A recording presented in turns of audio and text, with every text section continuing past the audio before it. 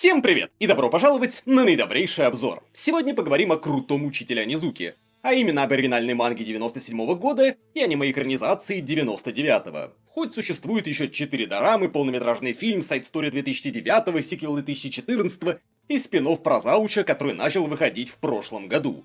К тому же существует манга «Банда чистой любви Шанана» 90-го года, которая является приквелом к крутому учителю, о чем я раньше даже не подозревал. Возможно, я бы сделал ролик обо всем, вы меня знаете, я человек дотошный, но кое-что пошло совсем не по плану. Когда главный меценат канала Гайджин Пир закинул денег на GTO, я был практически уверен, что рассказывать будет нечего. Это знать надо! Это классика, блядь! Ведь после знакомства с Онизукой еще в далеких нулевых, я очень проникся аниме-экранизацией. Даже несмотря на отвратительный перевод тех лет. Благо сейчас есть приличные субтитры, а я вообще смотрел на японском. Так что сильно не пинайте, если будет пара небольших ошибок. И каждые несколько лет я не без удовольствия возвращался в Академию Святого Леса. Лет 10 назад, а может и больше, я попробовал читать мангу, и хоть не заметить пропуск первой главы было сложно, мне показалось, что... Фрукт. Сиська. Цветок. То же самое, мать твою. А потому читать дальше вступление я не стал.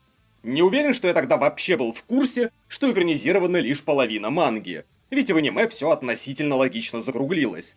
А то, что треть тайтла, включая развязку, это чистые филлеры, мне даже в голову не приходило. Хоть оглядываясь назад, я их обычно проматывал, и в памяти те почти не отложились. Из 2025-го сложновато представить, насколько менее осведомленными в подобных вопросах мы тогда были. Как вы можете догадаться, я ошибался практически во всем. Кроме того, что экранизация 99-го, в отрыве от манги, это не стареющая классика. И вот с мангой, как и с различиями между этими двумя версиями, все оказалось настолько непросто, что желание разбираться в веренице дорам и продолжений отпало напрочь. Ролик сегодня будет состоять из 3 частей, все тайм-коды присутствуют. В первую войдет небольшой обзор с минимумом спойлеров для тех, кто вообще не в курсе, что это за крутой учитель Онизука и с чем его едят. Произведение старше многих моих зрителей, и несмотря на культовый статус, далеко не все о нем слышали. А если и слышали, то длинный список из непощупанной классики есть практически у каждого. Во второй я уже более подробно пройдусь по экранизированной части и разберу отличия между версиями.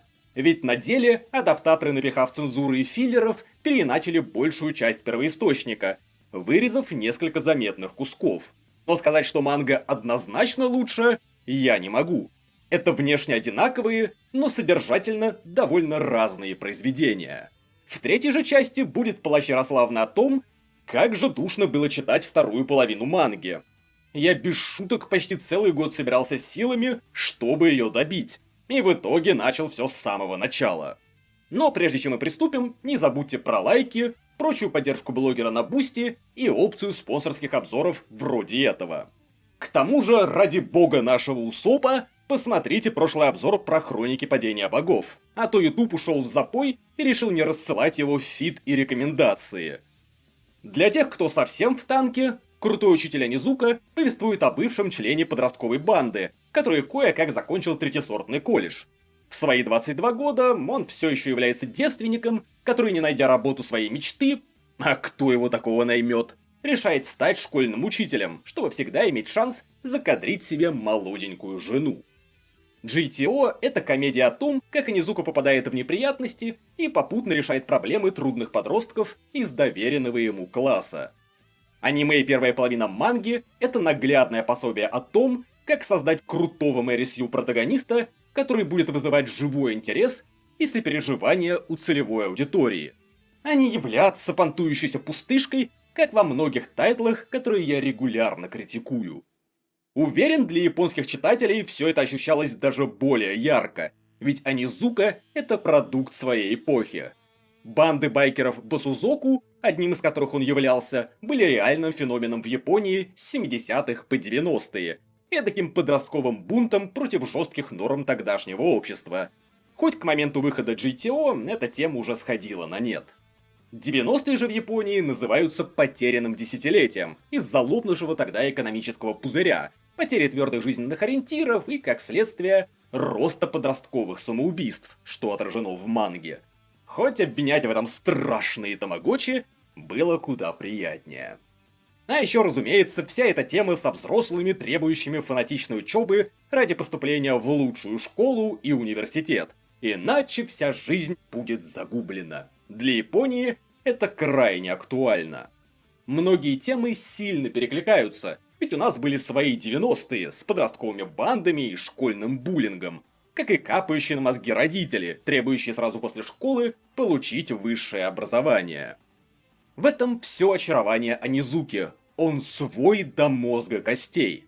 Даже если романтизация четких пацанов вам совершенно не близка, как, например, мне, он все еще представляет собой воплощение всего подросткового. Хоть ему уже 22 года, Онизука безответственный, озабоченный девственник, любитель заглядываться на молоденьких мамочек-учеников, лапать девушек в общественном транспорте, смотреть порно, играть в видеоигры и делать отсылки на подростковую мангу и аниме, от Кулака Северной Звезды до Гандама и Евангелиона. В этом крашеном байкере даже самый забитый Хика может с удивлением увидеть свое отражение. То же самое касается историй, перекочевавших из манги в экранизацию. Почти все они — это именно то, что близко максимальному числу мальчишек. Проблемы буллинга, большегрудые красотки, невозможность позволить себе то, что есть у более богатых одноклассников, и много всего еще. Просто не хочется спойлить тем, кто пока не приобщился. Протагонист Мэри Сью, и если захочет, может абсолютно все. Но это не превращается в омерзительную мастурбацию на его крутость, как во многих современных произведениях, случайно залетевших в тренды. Ведь история всегда щелкает его по носу, стоит Онизуке зазнаться и начать пользоваться положением. Даже если он ведет себя как мудак и совершает преступления, его мотивация будет близка и понятна целевой аудитории. Чаще всего на него самого наедут другие хулиганы, либо он захочет повыпендриваться перед девчонкой. Притом, в отличие от тайтлов, где мудацкие поступки пествуются и вознаграждаются, Онизуку будет ждать или облом, или в нем все же взыграет совесть. Правда, версия из манги в этом плане заметно более противоречивая. В любом случае, происходящее в аниме и первой половине первоисточника безумно смешно. И что особенно ценно для комедии такого типа, она остается историей про жадину и изврата даже в моменты совершения добрых поступков и решения проблем учеников. Наверняка вы сами назовете десяток другой примеров, когда тайтл 80% времени был несерьезным и всячески вас веселил, однако в кульминациях арок неизменно врубался сюжетный режим. Все краски пропадали, и автор с мордой кирпичом пытался разыгрывать античную трагедию. Увы, вторая половина манги страдает именно этим тяжелым недугом, но о грустном мы поговорим позже. Так что если вы еще не ознакомились с крутым учителем Онизукой, то оно того стоит. Я пока не встречал тех, кому бы GTO напрочь не понравилось, хоть наверняка такие нарисуются в комментах. Притом у вас есть целых две равнозначные опции на выбор, хоть с учетом дорам и приквела их куда больше. Аниме — это беспроигрышный вариант. Хоть там есть цензура, изменения и филлеры, но зато большая часть кринжа и спорных моментов также пропала. Вкупе с отличной музыкой и приличным по тому времени визуалом, это в самом деле шедевр на все времена. Манга же содержит куда больше трэша и угара, как в хорошем, так и в плохом смысле. А также несколько очень годных глав, почему-то не вошедших в экранизацию. Однако после арки Окинавы, на которой заканчивается часть, попавшая в аниме, много мякотки не ждите. Там есть парочка забавных глав, но если вы, подобно мне, ощутите дикое удушье, дропайте и не оглядывайтесь. Лучше уже не станет, и развязка того не стоит. Во многом она даже обесценивает первые арки. Мы же переходим ко второй части с обсуждением попавшего в аниме. Эй, ты зритель, который еще не смотрел экранизацию и не читал мангу, быстро выключай ролик и не порти себе удовольствие. В целом, что тут скажешь, Онизука по арку Окинавы шикарен. В прошлом я уже смотрел его раз 7, и теперь дважды прочитал эти арки с не таким уж большим разрывом по времени, плюс освежил аниме в памяти. И до последнего местами ржал как конь. Главный герой великолепен, а почти все темы, перекочевавшие из манги, это попадание в десятку. Даже некоторые филлеры неплохи и пытаются концентрироваться на выгодных персонажах, вроде грудастой Томака. А Даки и Сисек, как известно, много не бывает. Во всяком случае, для подростковой комедии с акцентом на Этти. Но вот количество изменений при наличии удачного первоисточника просто поражает воображение. В аниме без преувеличения перелопатили процентов 80 всех сцен. Часто очень существенно. И что немаловажно, их снабдили своими шутками. Порой весьма удачными, хоть и далеко не всегда. То, что я буду рассказывать дальше, предназначено для тех, кто смотрел аниме, но не планирует читать мангу, и потому не прочь узнать, что было изменено. В этот раз я не буду чрезмерно дотошным и разбирать каждый чих адаптаторов. Мы пробежимся лишь по вершкам.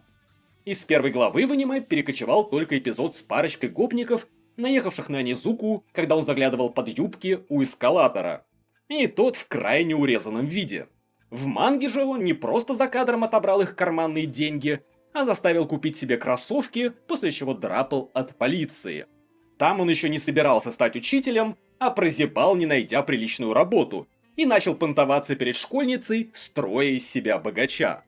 Уже тут можно заметить один из главных трендов изменений в аниме. В экранизации Онизука почти полностью положительный персонаж.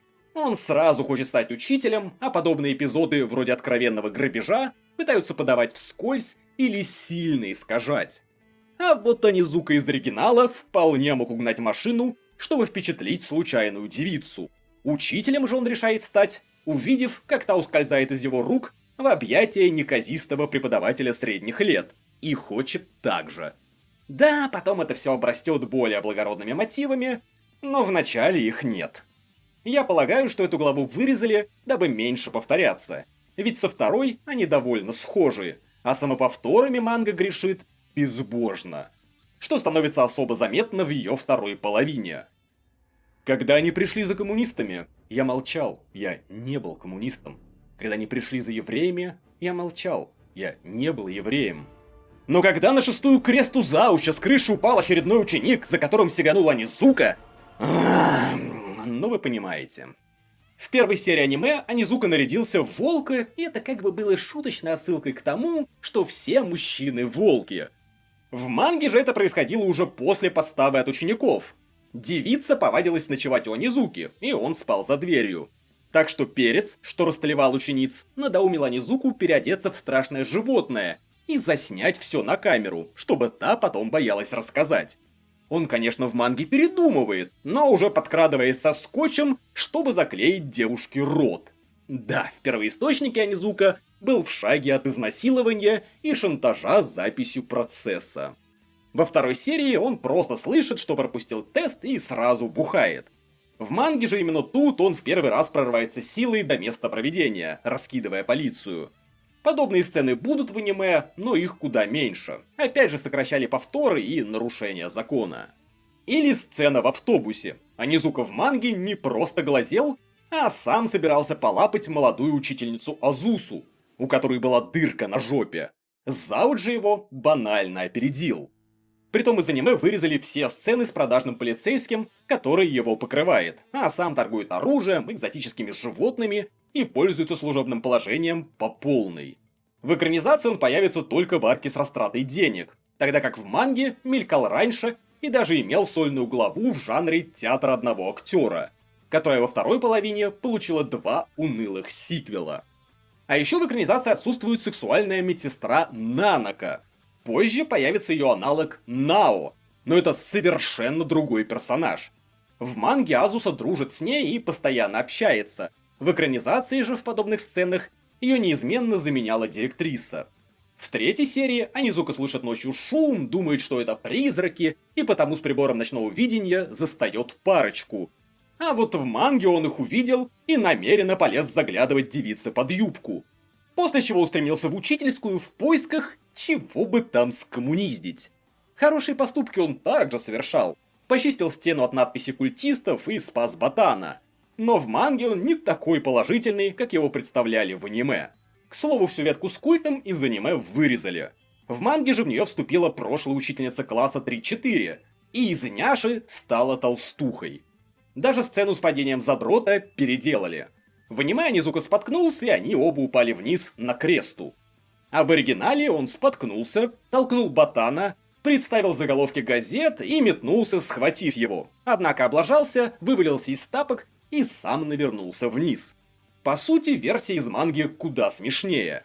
Но в арке Уруми он также случайно сталкивает ее с крыши, а потом представляет последствия. Скорее всего, опять пытались избежать рефрена, хотя бы частично. В 4-й серии зачем-то добавили целую несмешную подветку о том, что Анизука начал думать, будто из-за нервного срыва реально творит извращенные вещи с отфотошопленных фоток, а сам этого не помнит.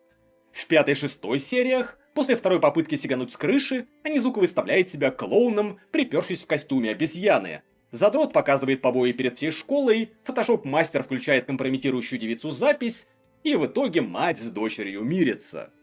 Версия из манги была куда адекватнее. Анизука вообще не приходил, и в это время был в игровых автоматах с блондинчиком Кунио. Задрот показал побои лишь паре персонажей, включая мамашу-обидчицы, а запись фотошоп-мастера была наполовину фальшивкой, которую проиграли в актовом зале, запикав имена, и это был шантаж.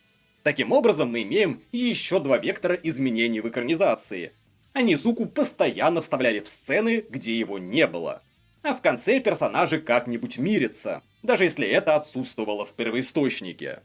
В 7-8 сериях сделали множество перестановок местами, а попытки Кунио навредить Анизуке, которые рикошетили в него самого, вроде попытки подложить таракана в еду или заставить упасть на ножницы, были вырезаны. С другой стороны, добавили кучу всего от себя. В манге не было части про угон Кресты, про спасение матери Кунио, а вместо погони за бандитом герои просто удирали от патрульных. В 9-й серии под нож пошла сцена в учительской, где Анизука дрых, нарисовав себе глаза.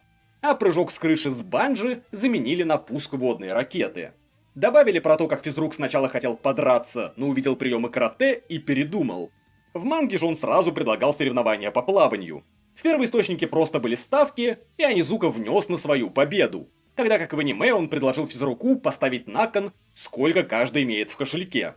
В манге после этого был забег. Тогда как в аниме они просто еще плавали, и эту часть по сути скипнули.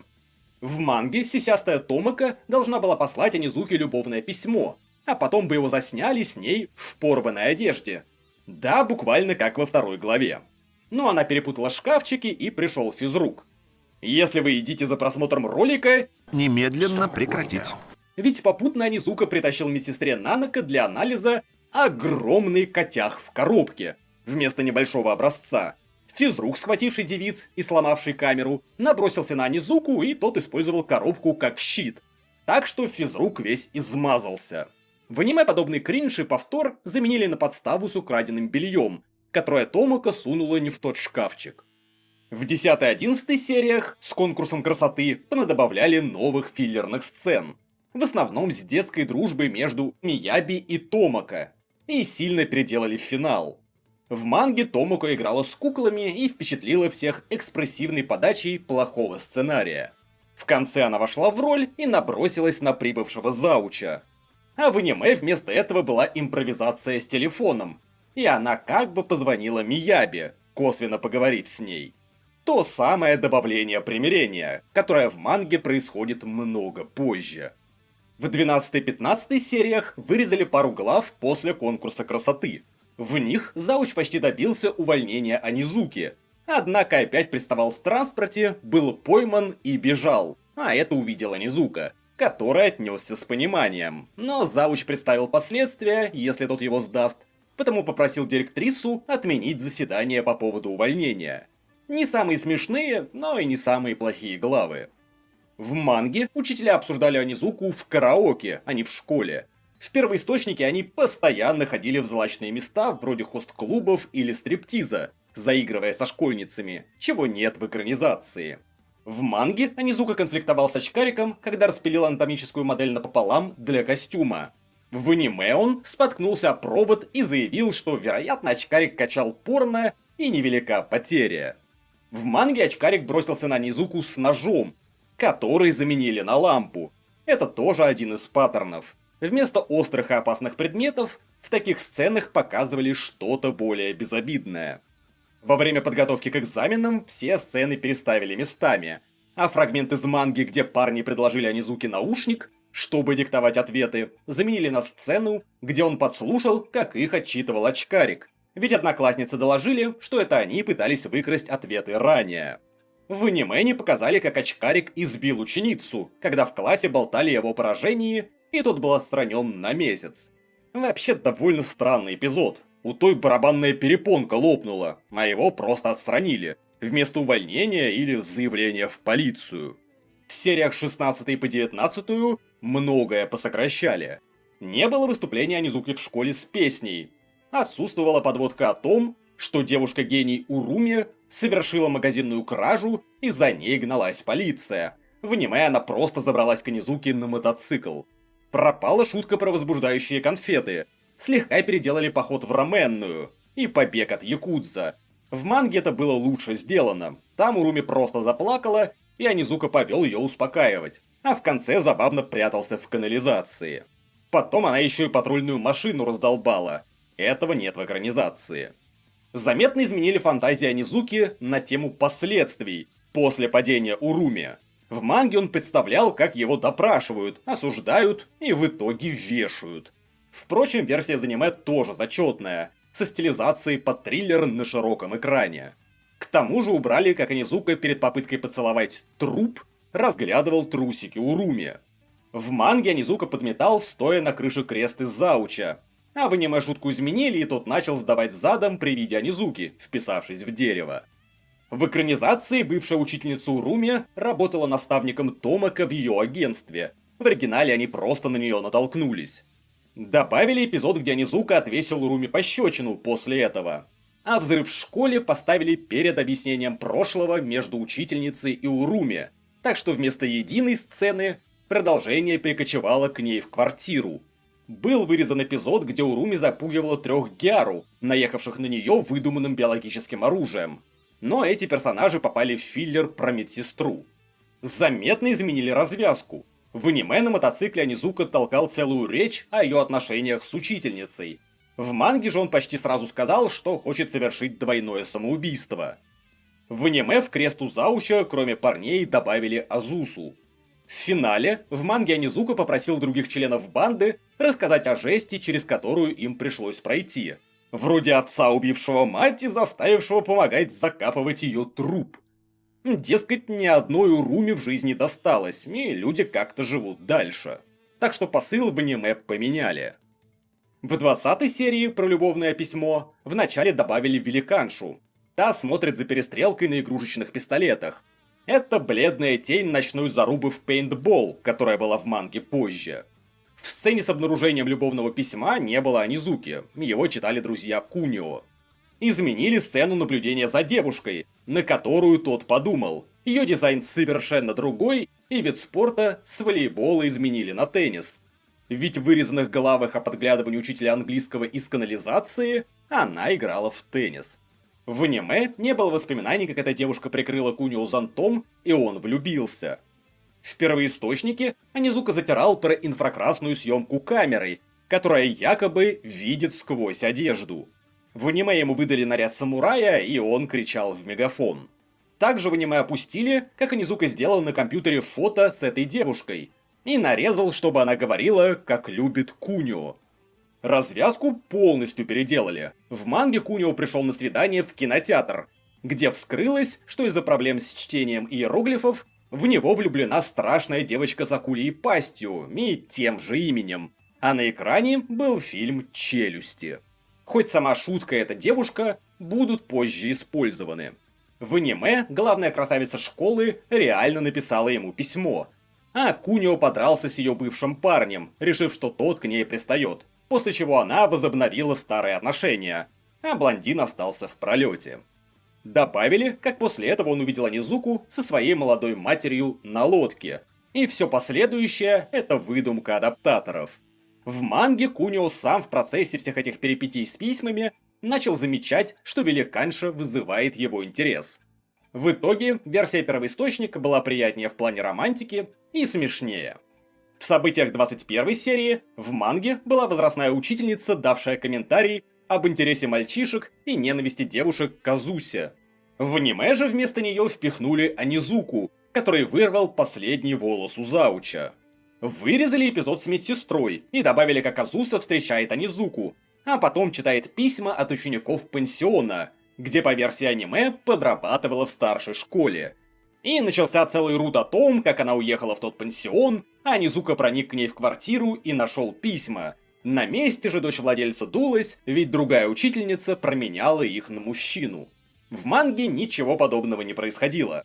Анизука подбил Азусу прогулять занятия, аргументируя, что учителя тоже люди. Была забавная сцена в игровых автоматах, где на лица зомби наложили фото физрука. А потом они катались на лодке. Это частично перекочевало в следующую серию, которая за исключением этого куска 100% филлер. Я даже забыл, что данный эпизод существует, пока не начал пересматривать для ролика. Опять же, в версии из манги куда задорнее, и хоть посыл похожий, поставлено это солиднее, при меньшей затянутости.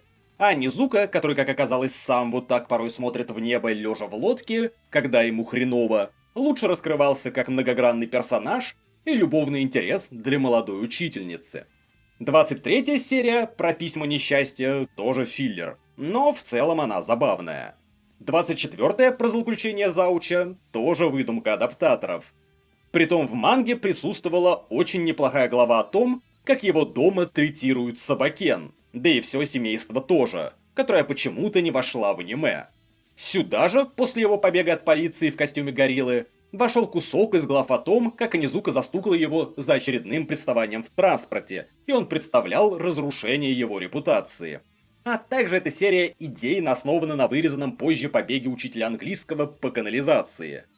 Честно говоря, в душе не чаю, зачем было вырезать смешное и заменять главы из манги самодельным ширпотребом по мотивам, которые очевидно хуже. Иронично, что после выхода аниме в манге реально появились главы о том, как Анизука посещал его дом, и Зауч думал, что он подкатывает к его дочери. Притом это буквально единственная бесспорно лузовая часть после экранизации. В 25-26 сериях очередные филлеры про сексапильную медсестру, которая совершенно другой персонаж, нежели в манге. Сюда же перекочевала троица Гяру, которые в манге наезжали на Уруми, а тут на медсестру.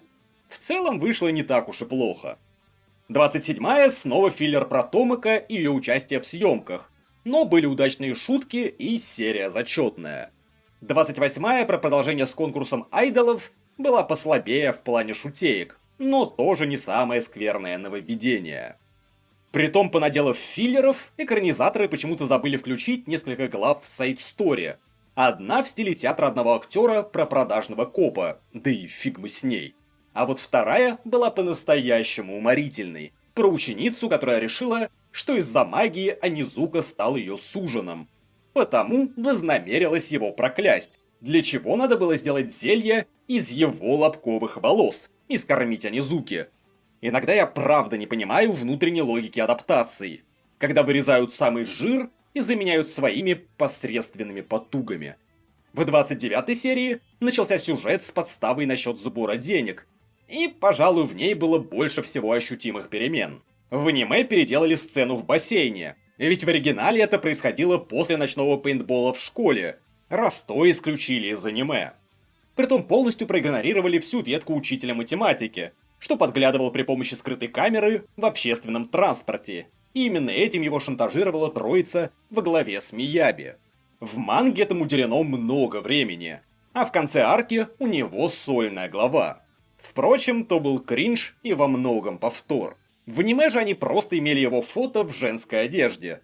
Также вырезали эпизод о том, как Анизука повыдирал подсолнухи, о которых заботился Зауч, из-за его воспоминаний молодости, а за место них засадил овощи. В манге парнишка, купивший часы, после пропажи мешочка, все же получил от матери карманные деньги вперед. Это было заменено на безуспешный поход в полицию. И только тут в аниме появляется продажный коп, всучивший Анизуке якобы выигрышный лотерейный билет. Притом в манге он устроил Анизуку на работу по так называемой рыбной ловле. Сбору частей тел, бросившихся под поезд. Как известно, в Японии это весьма распространенный способ свести счеты с жизнью. Но Онизука долго не выдержал на этой работенке. В аниме же решили, что это слишком жестко, и он просто устроился на стройку. И еще в манге Онизука пытался быстро разбогатеть на скачках. В ней он частенько ими интересуется, но продул и несколько раз обсуждал тему продажи собственных органов. Увы, зрители сериала этого были лишены. Как и очередного похода учителей, обсуждающих увольнение Онизуки в злачное место. Вместо этого добавили, как его лучший друг вспылил после выигрыша Мерседеса. В манге он этого не делал, а беспокоился, что после такого Онизуки может крупно не повезти. Следом подрезали, как Азуса слышит про план продать троицу девиц и спешит к гостинице, безуспешно пытаясь дозвониться Онизуке. В аниме тех собираются использовать, чтобы потребовать выкуп по наводке Уруми. Но в манге все было куда жестче. Она продала их кучке состоятельных извращенцев, которые думали, что девушки лишь притворно сопротивляются. Притом мужики были голышом в одних масках, пародируя рейнджеров из Токсацу сериалов. Что как бы отсылало к разводу Онизуки, где девицы были переодеты в косплей из Маха Сёдзю.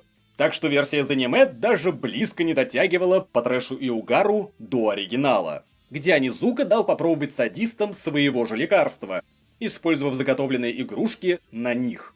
Вообще в манге постоянно появляется тема БДСМ-атрибутики, которую в аниме сильно сглаживали. В манге, параллельно из запущенных Уруми слухов о том, что Онизуку подставили, и выговора от директрисы, учитель английского попёрся в канализацию в водолазном снаряжении. Так он намеревался отомстить всем бабам, подглядывая за девушками через очко в женском сортире. Но ему позвонила троица, запершаяся от извращенцев. Того заметила девушка, в которую был влюблен Кунио, и в итоге учителя изврата преследовала полиция. 34-я серия, про то, как продажному копу дали кейс с золотом, и Томака, что не хотела идти на встречу с Якудза, это филлер. Посмотреть можно, но ничего выдающегося. 35-я серия основана на главах манги, посвященных тому, как Кунио думал, что его мать выходит замуж за мужика среднего возраста, а та была моделью для свадебного ателье. В аниме добавили эпизод настройки, которого не было, а также кучу новых сцен с Онизукой. Дескать, это он подговорил Кунио напасть на мужика с битой, тогда как в манге он после сцены подглядывания у их двери отсутствовал. Шуточная свадьба являлась переработкой того свидания с девочкой с акульей пастью из сюжета про любовное письмо. Только тут это была невеста и ее семья. В 36-й серии добавили разговор Онизуки и медсестры, а не большой груди Азусы. В манге же эта медсестра говорила ей. И, как вы помните, в аниме это совершенно другой персонаж. В целом вышло аналогично манге, и Азуса заигралась с изменением имиджа, только слегка затянуто, ведь в оригинале это всего одна глава. В манге поездка на Окинаву, начавшаяся в 37-й серии, происходит сразу после того, как Онизука по ошибке сел на паром. Так что присутствовал эпизод о том, как его приняли за нелегала из Китая. Ведь он прятался двое суток в сортире, не имея денег, а потом улепетывал вплавь.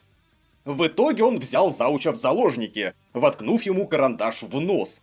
В аниме это заменили на выстрел из гарпуна, который чуть не попал в зауча. Убрали небольшой эпизод, где девица услышала, что Кунио назвал ее великаншей и треснула. В манге Онизука заныкал карту кладу, полученную от тайца в заднице от пограничников, а та совпадала с такой же у фотошоп-мастера. К тому же в аниме нет друга по переписке, который ее прислал. Позже оказалось, что тот учился в их классе и был связан с таинственным предательством учителя, из-за которого начался весь сыр-бор. Оно и понятно, ведь в экранизации своя версия этой истории. В манге был эпизод про учителей, которым пытались дозвониться, пока они находились в стриптиз-клубе. В аниме добавили рут про откопанную бомбу, так что там Онизука все же нашел пропавшую парочку и случайно взорвал сокровища. В манге было иначе. Онизука потащил за собой Уруми и в итоге облажался. Вместо этого была история о том, что в храме присутствовала особая акустика, а сокровища оказались как бы духовными, о чем фотошоп-мастер написал своему информатору.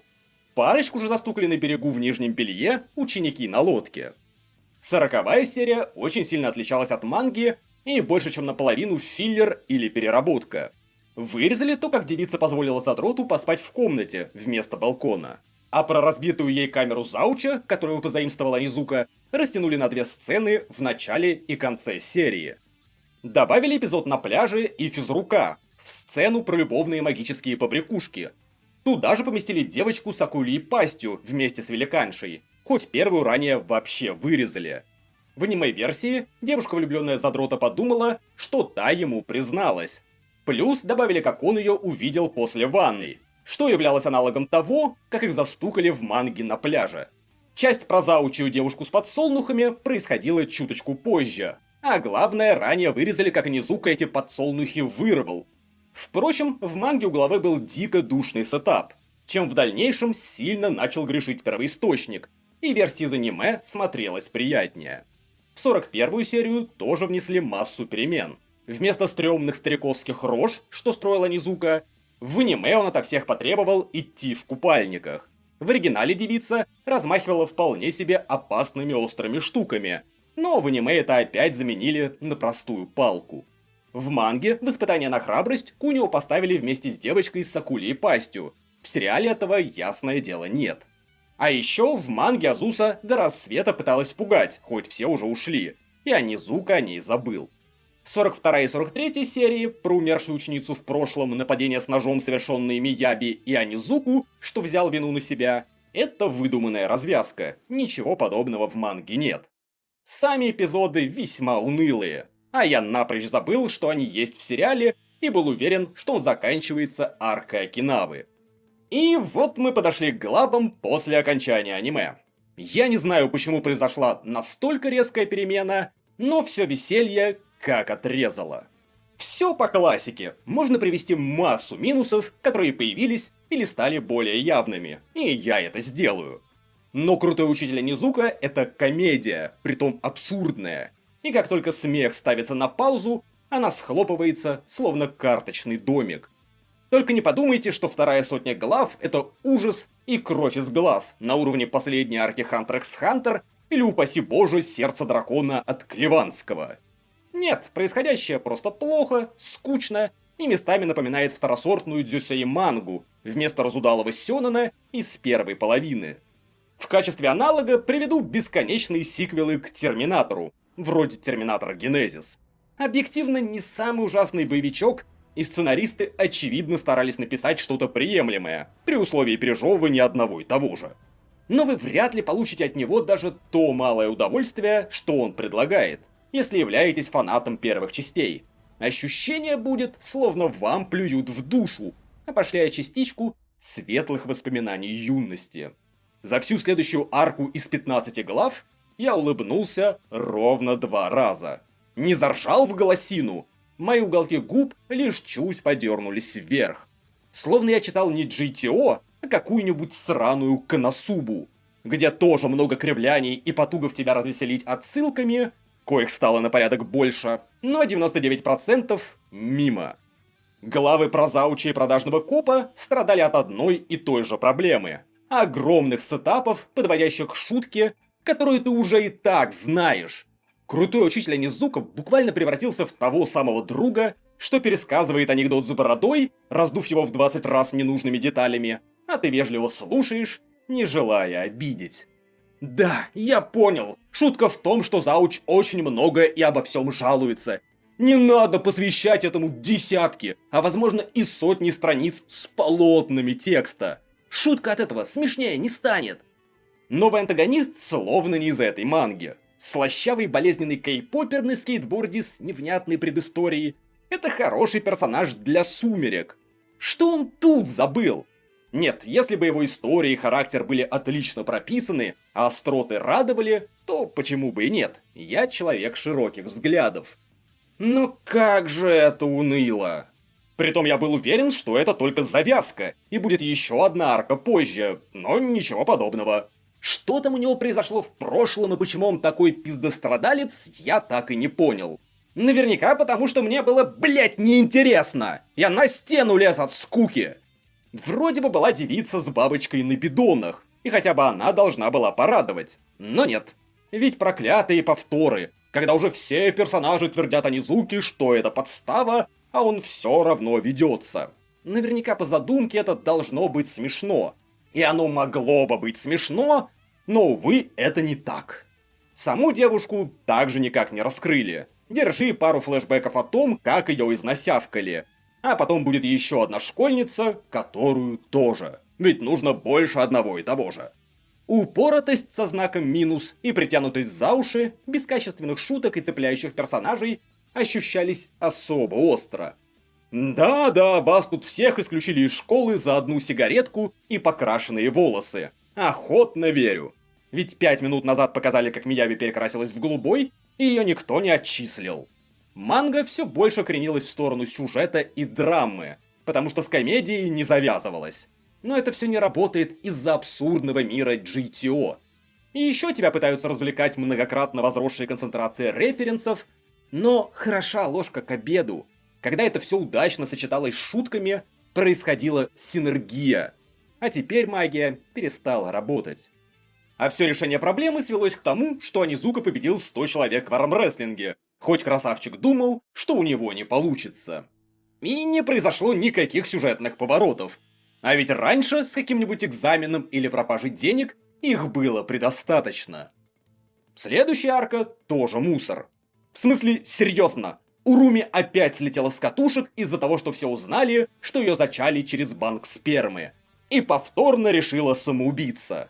Хоть она уже прошла свою арку и поняла, что жизнь продолжается, а Низука всегда ей поможет.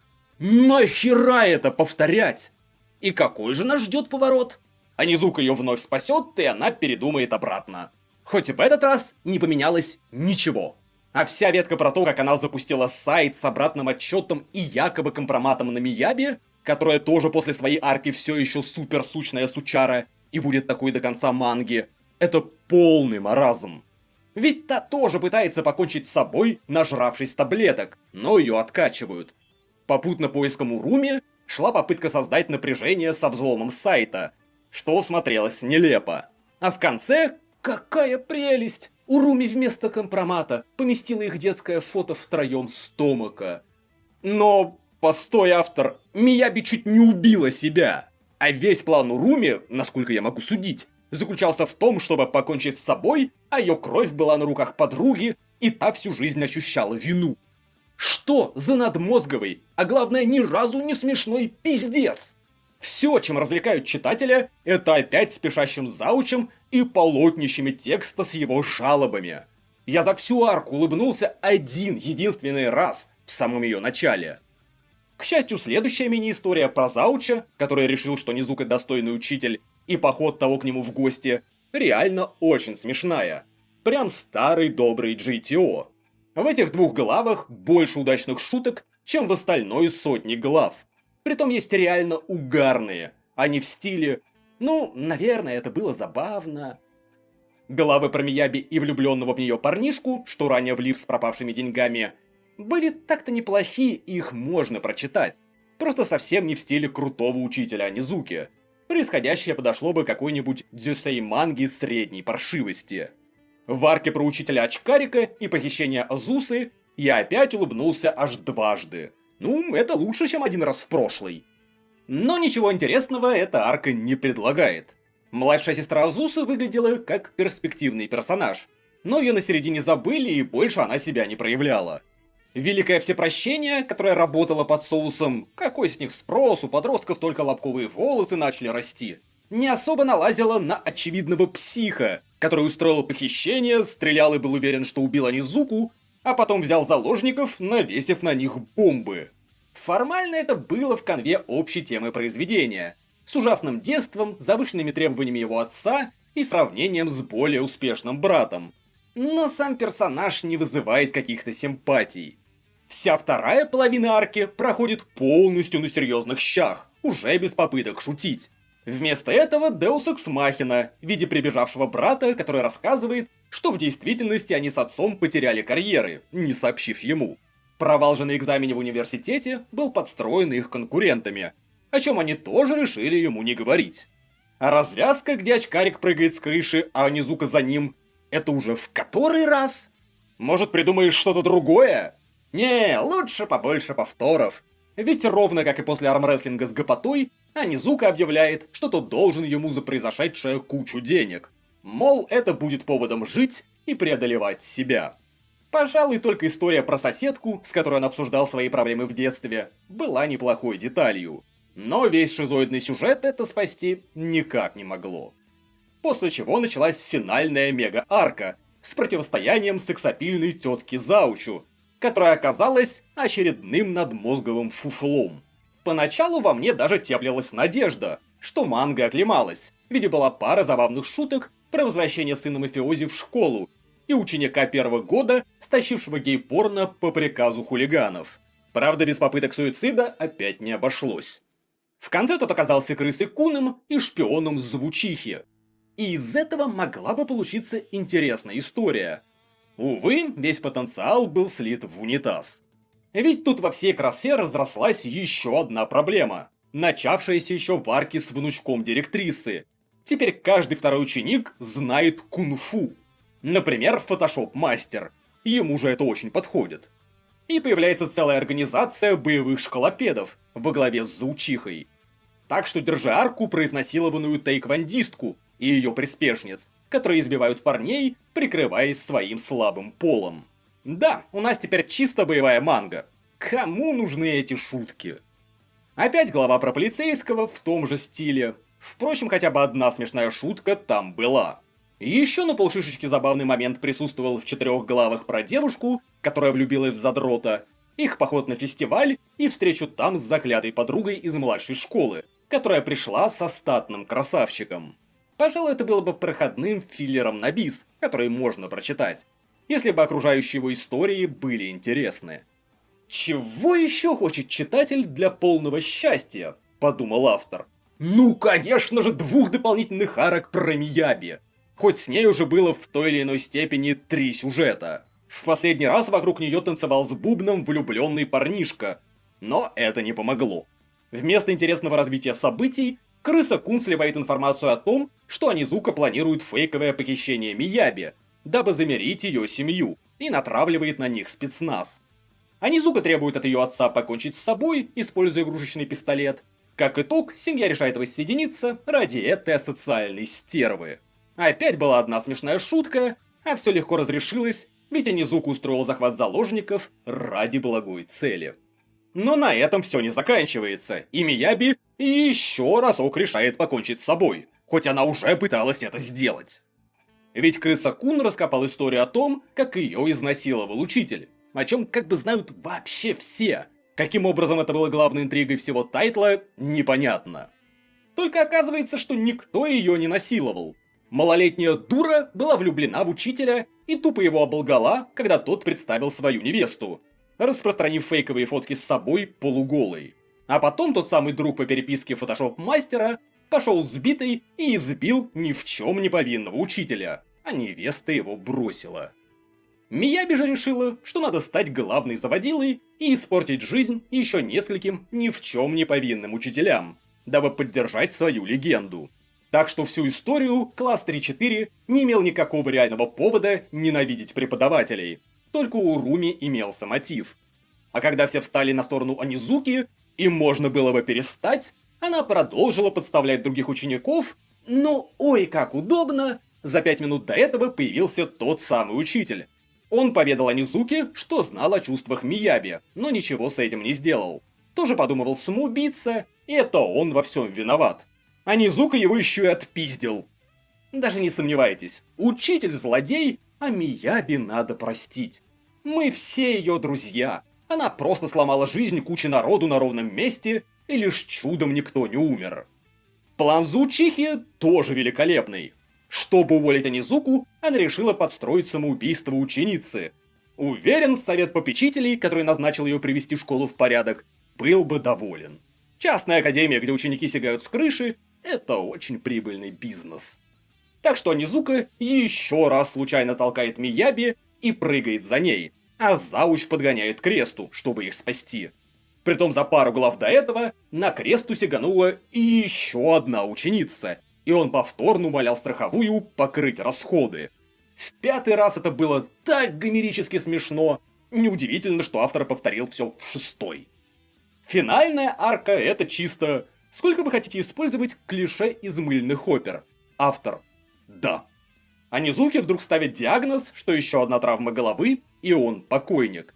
Крыса-кун оказывается психопатом, пырнувшим мать ножом. Его хотели сдать в психушку, однако Заучиха взяла того под крыло с гениальным планом, заменив ему мать, натренировать из психопата...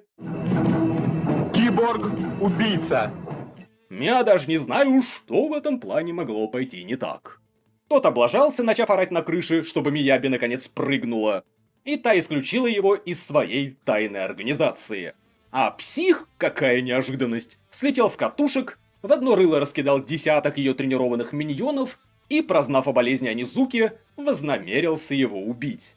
Параллельно всплыло, что Заучиха тоже больная на всю башку. Ее отец был поджигателем. Сама же она, 20 лет назад, собираясь поджечь школу, позвонила своей учительнице, той самой директрисе Академии Священного Леса. Но она ей не поверила. В итоге Заучиха получила шрам на спине в устроенном ей же пожаре и решила, что никому нельзя доверять. На самом же деле, директриса ее спасла из пожара, но решила, что никогда не станет говорить об этом с малолетней поджигательницей. Как странно, что это не решило все проблемы, и из потомственной пироманьячки выросла просто маньячка. Словно в индийском кино, директриса показывает той точно такой же шрам на своей спине, и Заучиха все понимает. Но крыса-кун, уже успевшая огреть Анизуку по башке, поджигает школу и пытается зарезать ножом задрота, вознамерившегося вернуть его на светлую сторону силы. Того закрывает собой Заучиха и остается одна в горящей школе. Анизука умирает в больнице, пока Уруми режет себе вены, призывая его очнуться, но он все же восстает из мертвых, прыгает на байк и вывозит Заучиху из горящей школы. Я не выдумываю, это реально произошло. Никто и ни за что не понес наказания, все прощены и как бы хэппи-энд. Ощущения от всего этого были очень неприятные. Автор надавил на слезные железы, Анизука умирает, и его даже жалко, ведь я люблю данного персонажа. Только это происходит не из-за хорошего сюжета и качественной драмы, а исключительно за старые заслуги. Это отвратительная развязка. Главный антагонист в лице Крысы-куна плох. Заучиха тоже, вместо достойного оппонента, как ожидалось, невероятно тупая, а ее мотивация строится на одном из худших сценарных приемов. Персонажи не соизволили хотя бы один раз поговорить, но все решается, стоит это сделать.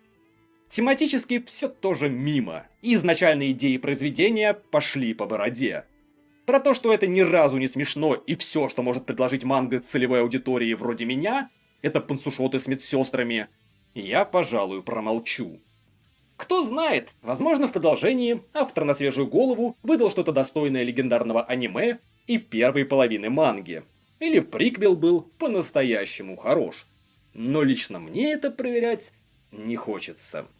Спасибо всем, кто оставался спонсорами на Бусти в ожидании этого долгостроя.